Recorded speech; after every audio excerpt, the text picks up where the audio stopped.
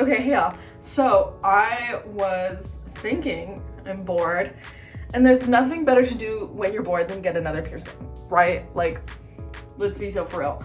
So I'm an adult, so I think I'm gonna get my belly button pierced. And I have these two, so like if I get it pierced with the green one, I can always like put this one in later when it heals, but I don't know, what do we think? I think I'm gonna take both and then have them choose for me. But look how cute. Okay, anyway, let's go.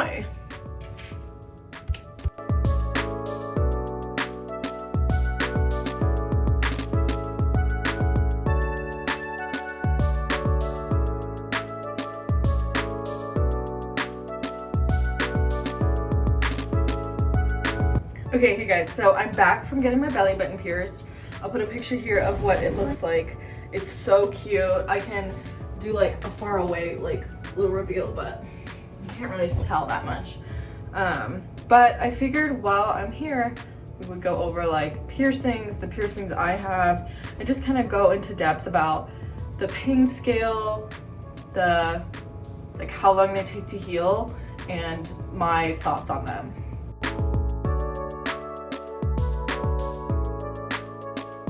So on both ears, I have 1, 2, and 3, and 1, 2, 3 lobe piercings on each side. And overall, they don't really take that long to heal, like a couple months. And then on my left ear as well, I have 2 cartilage piercings and a conch. The conch has taken a little bit longer to heal just because I got both conches around the same time. So they've been a little bit like more sensitive. And then these 2 I got when I was really young. And I also got those pierced with hoops, so they were definitely took a lot longer to heal. So yeah, I would just definitely recommend like starting them out with the studs so you can avoid all of that. And then on this side, I have another conch, and this little hoop, actually, it's very tiny. It's actually a leftover from an industrial. I'll put a picture right here of what like the industrial looks like. Yeah, but that's that bottom one. And then this one is called a rook. Most people have it with, I'll also put a picture of what that looks like with a curved bar. So that's what I got it pierced with. And then when it was, you know, healed and ready, I put the hoop and charm on it. So I think that looks super cute. Hope you guys can see that. But now I will go over like pain scales and stuff. Okay, so the pain scale wise, my belly button that I just got, like not even an hour ago, since I had it pierced before, there was like scar tissue there. So I would say that that hurt probably a little bit more than if you were to just get it pierced once. So I would say that the pain scale for me was like a 4, not even, like a 4 or 5 is probably around. It does not hurt. The little like pinching part of the clampers or whatever, that kind of hurts because it's like squeezing your belly button, but the needle and that kind of feel like the same thing, so I wouldn't say that it really hurts that much. The septum hurt like also not really that bad because the piece of skin in between where your septum is really thin, so it's like super fast. The nostril on the other hand does hurt a lot, not a lot more, but a little bit more than the septum.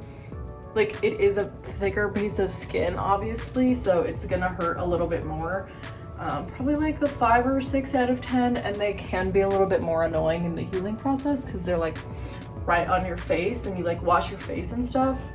But yeah, so that's kind of how the nostrils feel. I think a lot of people have this misconception that the septum would hurt a lot more than the nostril, but they don't. Like, I think the septum hurts like a little bit less. They all are gonna hurt. You're getting like a needle through your body. I just want to like say that. But if you're like really scared and you want a facial piercing, just go with the septum. It's gonna be so quick and it's gonna be so easy and it's gonna heal so fast. In my opinion, that's like what happened for me. So yeah.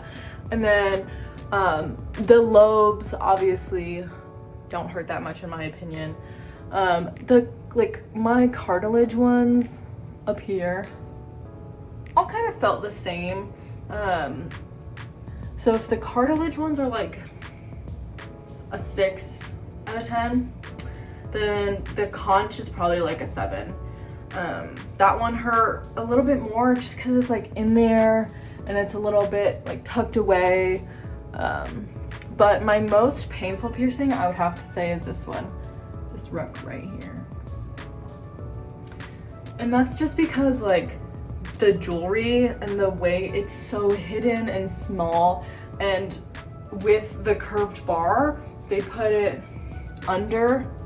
So they pierce on the top like this, and then they put the curved bar from underneath upwards, and then they screw on the ball. And that's just kind of a little like, your ear is really fresh, and then they have to go in and kind of like maneuver it really hard to just put the jewelry in. And so I would say this one's like an 8. Like that one kind of hurt a lot. But it's worth it. Like, other than the pain scale, other than how long it's gonna take to heal, you just have to like ask yourself, like, is it worth it for me? You know, like, is it gonna be worth it for me to heal this thing, clean this thing, and then like deal with, you know, having to be careful of it on your ears. And I definitely think that it's all worth it because I love to accessorize, and permanent accessories is so fun, especially since I'm allergic to nickel and like anything that's not like titanium or gold. Now I want to go over how to clean all of them and like what I do, because you know there's a lot of stuff on like Reddit and Google and everything, but everyone's gonna tell you how they do stuff differently. But this is just all my experience, so I just want to tell you guys how I clean my piercings. And yeah, so these are the products I use. So this is going to be by H2 Ocean. As you can see, it's a saline piercing spray. Personally, I think the brand is important, but not really. I think it's okay. Like, if you want to just get a saline spray from Walmart, you can also do that. These ones are a little bit more pricey, like $10 to $15. Some people have preferences though, so just keep that in mind. Like, if your skin is really sensitive like mine, maybe you want to start out with this just to be cautious in the beginning, and then kind of like lean your way onto the cheaper saline sprays at Walmart. I also personally think that they're kind of the same thing, but my sister thinks they're not. So like, everyone has personal preferences. That's just kind of what I'm saying. So yeah, you definitely need a saline spray in your life, not just for when your piercing is fresh. Like, you want to clean them, like, not just when they're fresh. Like, when they're healed, you don't want them gross. You don't want, you know, makeup buildup or just like dead skin. Like, you want to clean them. And then the other product I use is this Don't Be Dirty Get Naked soap. So it's like a piercing soap. It's got lavender and tea tree in it, and it's like, I can show you, it's like foamy. And so that is really nice. I love it. I love this stuff. It's definitely very smelly. Like, it smells like tea tree lavender. So if you don't like those smells, maybe this isn't the one for you. And this is kind of like a more neutral, like, sort of thing, because it just smells like water and a little bit of salt. But this one I definitely recommend for your belly button piercing, any body piercings, like nipple piercings. And then honestly, I use them on my ears and my face. Like, this one is for the shower because it's a soap, but what I'll do is I'll just like put some in my ears, and then while I'm like shampooing my hair, like shaving my legs, I'll just let it sit for like a couple minutes, and then I wash it off. So when your piercings are newer, definitely this is going to be good for like those body piercings, like I said. But like, I just kind of use this on like the day-to-day, but I only really use it like once a week, just to kind of like make sure they don't have any buildup, like I was saying, and just kind of like do everything when you're having everything shower, you know. So, but yeah, so that's kind of how I use this one. And then this one I also like to just put on a Q-tip if I'm kind of like cleaning up here, or like in these hard to reach spots, like in there. Like, you could spray it in there and on the back, but you don't really know like what you're getting, and a Q-tip is always going to be like more sterile. So yeah, that's just kind of how I clean them personally. I don't really do anything crazy, but if you are wanting to get a nostril piercing, I would just recommend like cleaning them often. You don't want to have like a booger show up, and if you do, it's not a big deal. Just, you know, you don't want to be walking around with bogeys. Just make sure you like keep an eye out. I always like to just kind of like wash my face and you know, feel them around in the beginning of the day before I like step out of the house, so people don't think I'm picking my nose.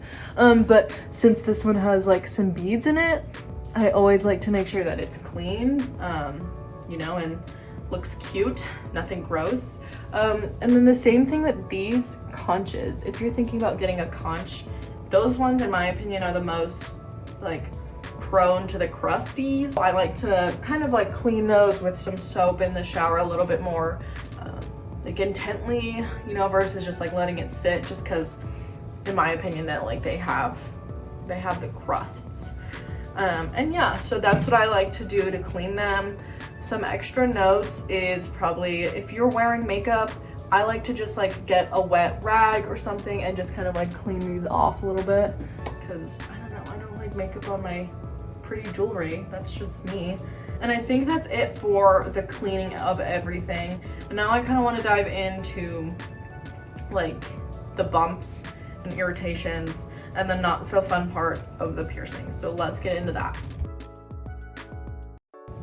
Okay, so when it comes to irritation bumps and keloids, I have experienced both. So I want to kind of get in depth of like what that looks like. So irritation bump is red, it's probably smaller, it's like very inflamed. So if you don't want to see that, like click off or like skip forward until the end of the video, I guess. But yeah, I'll put a picture right here of what an irritation bump looks like. I've gotten irritation bumps a lot. So if you get an irritation bump on a new piercing, don't just take it out right away. Unless like you're really terrified of getting a keloid, then that's totally fair. But if you see one starting to develop, you don't have to take it out right away. Like it's not gonna be the end of the world. So I think I've gotten an irritation bump on like both of my conches, this back nostril, and definitely this rook. They're not like the end of the world. The best thing for you to do is just to put a longer bar in, stop touching it as much, clean it but not as regularly. Sometimes if you're cleaning it too much, it can get irritated. So just like kind of let it do its thing, clean it once a week, let it do its thing. And then if it's still being like really bumpy and red, and here's like what a picture of a keloid will look like that is just scar tissue, then maybe start thinking about taking it out. But the only time I got a keloid was at the top of my industrial, right here, just because that's so much hair right there, and it's so prone to, and I'm such a hair behind the ear kind of gal. I'm so prone to just like putting my hair behind my ears, and so that just didn't work out for me, so I just ended up taking it out. But yeah, so that's like what I've experienced.